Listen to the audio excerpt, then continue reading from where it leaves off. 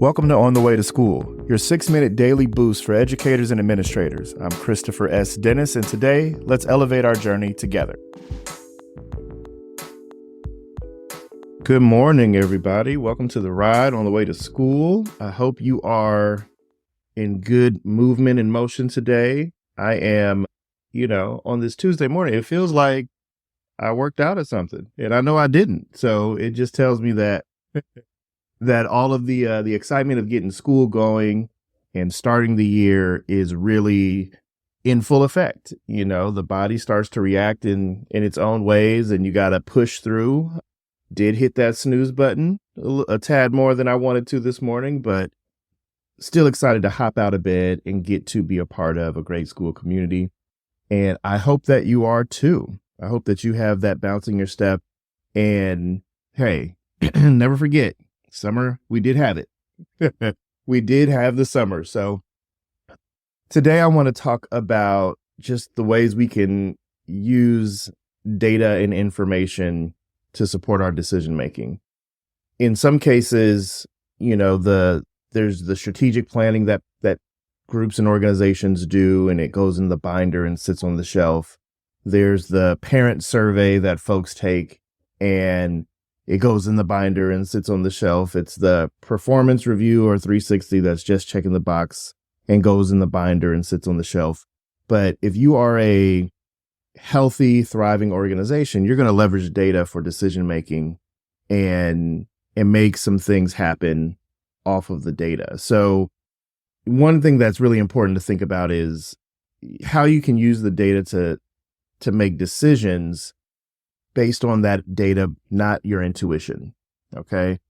And for me, it's actually, it's something that I have to consistently hold myself accountable to, because I feel like I have really good intuition. And if I have a couple rounds of using data in really good ways and feeling productive, I may feel like I already understand where the data is taking me. But as a researcher, you know that if you do that, you've diluted the study. So it's the same thing when you're doing surveys and gathering information from your community. You can't jump to the end. You can have kind of an idea, a hypothesis. You can have your intuition and you can state it, but you have to hold off from taking action until you've actually gone through the data to see what it says.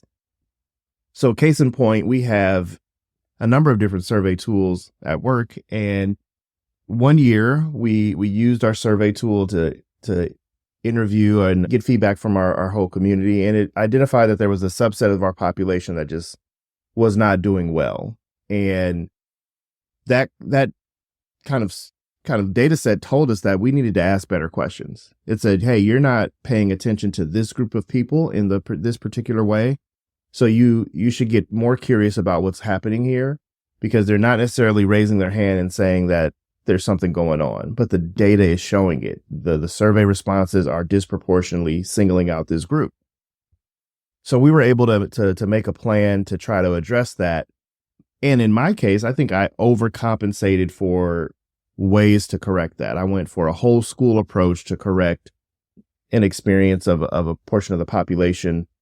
I think we needed to take a whole school approach, but I probably should have spent the time working with the group who I was identified first. So the data gave me information to make a decision. However, I still could have sifted that data down a little bit deeper. And once I knew who the target population was, got even closer to the information. So, just because we get a couple comments or some feedback doesn't mean we need to do a wholesale change up of something. You can sit in the moment and keep getting closer and closer and closer to the root of the issue, and then be efficient with your decision making and your actions after that. Another opportunity came, we have different conversations with families and caregivers. And, sometimes, you put a survey out and you don't get a lot of information back. So you can end up making a decision based off of 4% of the population's feedback because the response rates were low, instead of really thinking about, well, this is a 4% response rate on this one survey for this one meeting. do we need to make changes based off of that? Okay. Your intuition will pull you into saying people are mad, everybody's frustrated. And that's not necessarily the case. That's the portion of folks that chose to respond had this to say.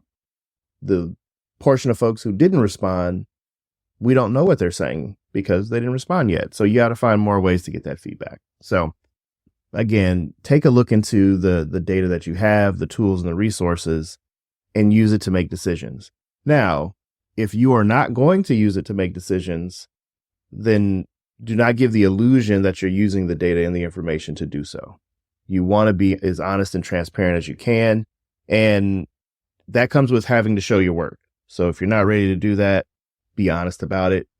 But a healthy school absolutely does. So some things to think about on the way to school. I'm going to sip this coffee and get it together because I'm planning to have a great day on the way to school. Take care, folks. Thanks for joining me on the way to school. Stay inspired, stay motivated, and keep making a difference. I'm Christopher S. Dennis. See you tomorrow.